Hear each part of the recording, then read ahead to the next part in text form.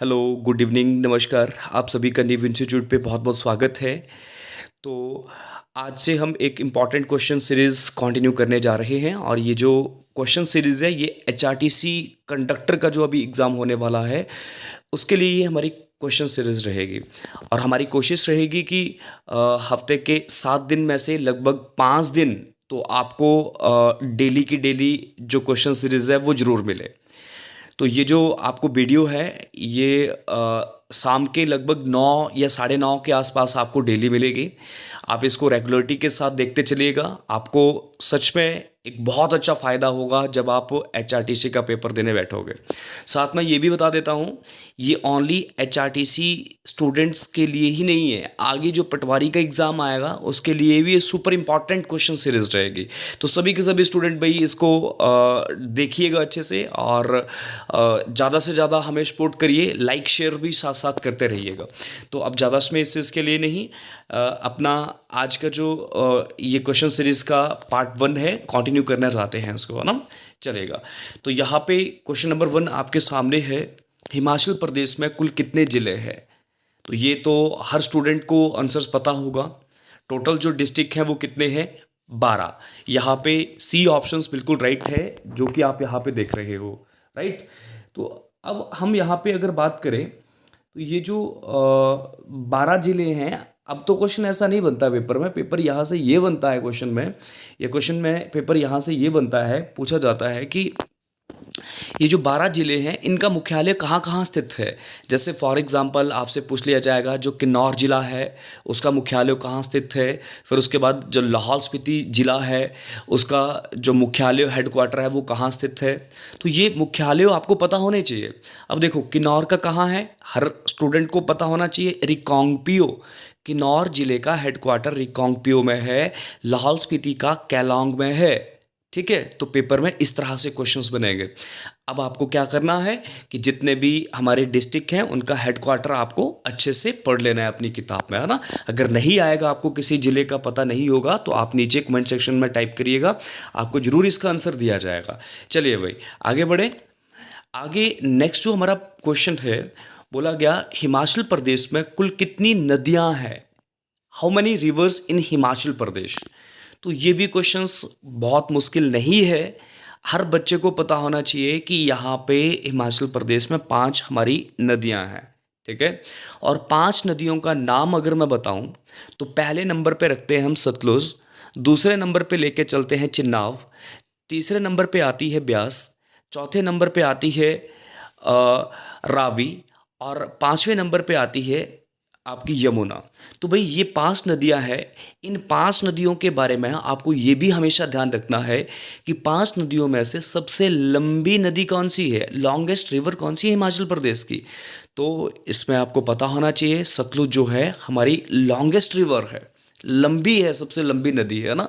अब मैं आपसे क्वेश्चन यहाँ पे पूछूँगा कि हिमाचल प्रदेश की सबसे बड़ी जल घनत्व के आधार पे नदी कौन-सी है? तो ये आपको आंसर नीचे कमेंट सेक्शंस में टाइप करके देना है। चलिए नेक्स्ट क्वेश्चंस की बात करेंगे। अभी-अभी मैंने आपसे क्वेश्चन पूछा था कि हिमाचल प्रदेश की सबसे बड़ी नदी कौन-सी है? बड़ी का मतलब होता है कि जिसका पानी बहुत ज़्यादा है हिमाचल प्रदेश में। वो तो आपको अभी नीचे कमेंट सेक्शंस में टाइप करना था, बट इससे पहले जो मैंने क्वेश्चन आपको बताया, मैंने बताया था कि सबसे लंबी नदी कौन-सी है? तो आप मुझे बता दीजिएगा क्वेश्चन नंबर 3 का क्या सही आंसर होगा। मैंने अभी क्वेश्चन नंबर 2 को समझाते हुए इसका आंसर्स दिया है। तो भई ध्यान रखना, जब भी आप इस क्वेश्चन सीरीज़ को देखोगे, तो मैं आपको ये ज़रूर बोलूँगा कि आप कॉपी पेन लेके बैठिएगा, जो भी चीज़ें मैं बोलूँगा वो लिखते चलना है। यहाँ पे जो क्वेश्चन की संख्या रहेगी वो 10 से 15 क्वेश्चंस आपको यहाँ पे मेन स्लाइड पे दिखेंगे, बट साथ-साथ में आपको कम से कम 15-20 क्वेश्चन ऐसे ही लिखवा दूँगा, ठीक है? तो साथ में कॉपी पेन ज़रूर रखना है भाई। और नीव इंस्टीट्यूट क्या है, क्या नहीं है, ये उन स्टूडेंट्स को अच्छे से पता है भाई, है ना? जो भी लगातार हमारे साथ जुड़े हैं। अगर कभी मन में ये आए कि भई नीव इंस्टीट्यूट का पढ़ाया हुआ पेपर में आता है या नहीं आता है, तो एक बार यूट्यूब पे ज़रूर सर्च करना या फिर गूगल पे सर्च करना, नीव इंस्टीट्यूट हमीरपुर एचआरटीसी रिज़ल्ट, नीव institute Hamirpur HP police constable result, मतलब हर जगह पे आपको नीव इंस्टीट्यूट के बच्चे देखने को मिलेंगे। चलिए नेक्स्ट। अकबर का मकबरा कहाँ स्थित है? हम सभी को पता है अकबर कौन है। अकबर भाई मुगल वंश का एक राजा था, ठीक है। और मैं बात करूं मुगल वंश की, तो मुगल वंश से आपको क्या क्या क्वेश्चंस देखने को मिलते हैं। पेपर में क्वेश्चन बनता है मुगल वंश के पहले शासक कौन थे, संस्थापक कौन थे, तो आपका आंसर क्या आता है? बाबर। दूसरे बात करी जाती है कि बाबर के बाद वहाँ पे मुगल सत्ता में कौन आया? हुमायूं। हुमायूं के बाद कौन आया था? अकबर। तो भाई अकबर के पिता का नाम हुमायूं था, ये आपको हमेशा ध्यान रखना है। और मुगल वंश के संस्थापक कौन थे? नाम था बाबर। अब सुनना, बाबर की जब मृत्यु हुई तो उसे जहाँ पे दफनाया गया वही उसका मकबरा कहलाया जाता है। तो भाई सॉरी, अकबर की बात हो रही थी ना। जो भी व्यक्ति जब मरता है मुस्लिम धर्म में तो उसको जब दफनाया जाता है तो क्या कहा जाता है? भाई वो एक मकबरा कहलाया जाता है, एक टॉम्ब कहलाई जाती है। कब्र है ना, हम कब्र बोलते हैं, वो मकबरा बोलते हैं ना, ऐसा कुछ है ना। हाँ, तो ये कहाँ पे है भाई? ये नंबर डी ऑप्शन बिल्कुल ठीक है। सिकंदराबाद। सिकंदराबाद ये कहाँ है? उत्तर प्रदेश में है, यहाँ पे अकबर का मकबरा है। तो सुपर इंपॉर्टेंट क्वेश्चन है भाई। इसी तरह के क्वेश्चंस आपको मिलते रहेंगे, बस आपको लाइक एंड शेयर जरूर करना है। नेक्स्ट, विश्व का सबसे बड़ा महासागर कौन सा है? हम सब जानते हैं जो महासागर है, महासागर की संख्या कितनी है? महासागर की संख्या यहाँ पे 5 है, ठीक है। और यहाँ पे पूछा गया है सबसे बड़ा महासागर कौन सा है, तो हम सब यहाँ पे जानते हैं कि यहाँ पे आंसर क्या आएगा? इनमें से कोई नहीं। क्यों? क्योंकि यहाँ पे आंसर आना था प्रशांत महासागर। क्या नाम आना था? प्रशांत महासागर इसका बिल्कुल सही आंसर होना था, ठीक है। तो ये डी आंसर्स बिल्कुल राइट है कि इसमें से कोई नहीं है। नेक्स्ट, पृथ्वी और सूर्य के बीच की दूरी किस माह में सबसे कम होती है? मतलब आपको पता है जो पृथ्वी है एक ग्रह है और सूर्य एक तारा है। अब जो पृथ्वी है वो क्या कर रही है? अपने अक्ष पे बैठ के लगातार घूमे जा रही है और साथ में सूर्य के अराउंड भी घूम रही है, सूर्य के चारों ओर भी घूम रही है। तो भाई यहाँ पे क्या होता है ना, घूमते घूमते जब पृथ्वी सूर्य के चारों ओर घूमेगी ना, तो घूमते घूमते एक ऐसा समय आता है कि पृथ्वी और सूर्य के बीच में जो दूरी है वो सबसे अधिक हो जाती है। क्लियर है ये चीज़ें? और एक समय ऐसा आता है कि पृथ्वी और सूर्य के बीच की दूरी जो है वो सबसे कम हो जाती है। तो यहाँ पे हमें यही बताना है सबसे कम कब होती है, ठीक है ना। सबसे कम किस मंथ में होती है ये हमें यहाँ पे बताना है। तो इसका जो बिल्कुल सही आंसर होगा वो कौन सा होगा? जनवरी। जनवरी जो सी है वो बिल्कुल सही आंसर होगा। और अगर आपको पूरी तिथि याद रखनी है कि भाई किस जनवरी को यहाँ पे सूर्य और पृथ्वी के बीच की दूरी सबसे कम होगी, तो वही वो आप ध्यान रखना। 3 जनवरी को, 3 जनवरी को क्या होगा? सूर्य और पृथ्वी की दूरी सबसे कम होती है। अब मैं आपसे क्वेश्चन पूछ सकता हूँ, सूर्य और पृथ्वी की दूरी सबसे अधिक कब होगी? सबसे अधिक किस माह में होगी और वो तिथि क्या है? तो आपको ये आंसर जो है वो नीचे जरूर लिख के देना है। अगर आपको क्वेश्चंस का आंसर पता नहीं है तो आप कमेंट सेक्शंस में जाके हमारे से पूछ सकते हो कि सर क्वेश्चन नंबर 6 का हमें पता नहीं चला और इसका आंसर आप बता दीजिएगा, तो आपको वो बता दिया जाएगा। नेक्स्ट, अगला प्रश्न इतिहास से है। सिंधु सभ्यता की लिपि कौन सी थी? देखो सिंधु क्या है? ये सिंधु एक टॉपिक है हमारी जो हिस्ट्री है, इतिहास जो है, इतिहास का दूसरा जो विषय है, ये टॉपिक है, वो कौन सा है? वो है सिंधु घाटी सभ्यता। तो सिंधु घाटी सभ्यता की लिपि कौन सी थी? अब लिपि क्या चीज़ है? ये लिपि का मतलब होता है लिखने का तरीका। जैसे हमारी जो भाषा है, भारत की जो राजभाषा है वो कौन सी है? हिंदी। तो हिंदी की लिपि क्या है? हम क्या बोलते हैं? Is equal to Devanagari. तो वैसे ही सिंधु घाटी सभ्यता की लिपि क्या है कि उसको मतलब उसको लिखने का तरीका क्या है? तो ध्यान रखना, इसका जो बिल्कुल राइट आंसर है वो ए है, चित्राक्षर लिपि। क्या नाम है? चित्राक्षर लिपि। अब आप मुझे यहाँ पे आंसर दीजिएगा कि भाई सिंधु घाटी सभ्यता में बहुत सारे स्थल खोजे गए हैं, बट आपने मुझे बताना है कि उसमें से हड़प्पा स्थल की खोज किसके द्वारा की गई है? सिंधु घाटी सभ्यता में हड़प्पा स्थल की खोज किसके द्वारा की गई और कब की गई, ये आपको नीचे कमेंट सेक्शंस में लिख के देना है। नेक्स्ट, भारत का सबसे बड़ा शहर कौन सा है?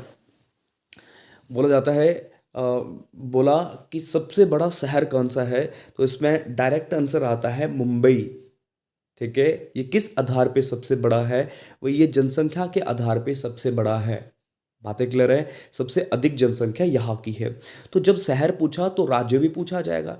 सबसे बड़ा राज्य जनसंख्या के आधार पे कौन सा है? तो ये आपको पता होना चाहिए, उत्तर प्रदेश।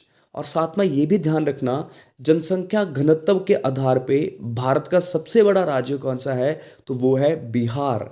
कोई चीज़ समझ नहीं आएगी तो आपने नीचे लिख के देना है कि सर मुझे ये प्रश्न समझ नहीं आया, तो उसको मैं ज़रूर आपको अगले सीरीज़ में, क्वेश्चन सीरीज में समझाऊंगा।